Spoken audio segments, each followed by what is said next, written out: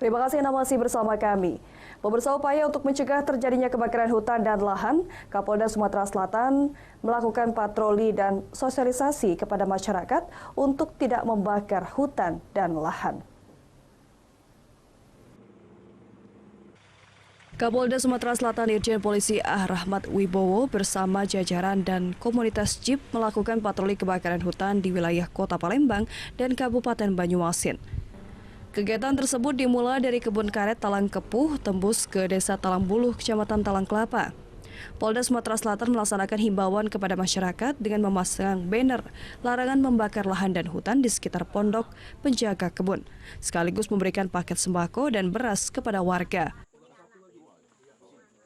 Terima kasih untuk Kapolda, semoga kedepannya sukses, semoga lebih bisa mengayomi masyarakat yang ada. Terima kasih.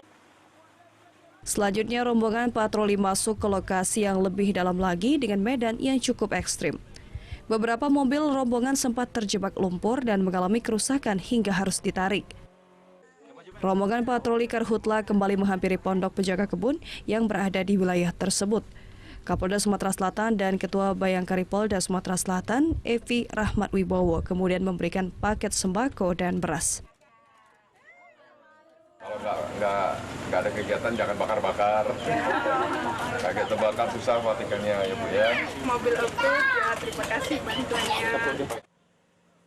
Di penghujung perjalanan, rombongan patroli Karhutla kembali memberikan bantuan paket sembako kepada warga di lokasi pembangunan Masjid Nikmatullah, Jalan Padat Karya, Desa Talang Buluh, Kecamatan Talang Kelapa, Banyuasin. Total ada 150 paket sembako yang digelontarkan. Dari Palembang, Tim Liputan iNews melaporkan.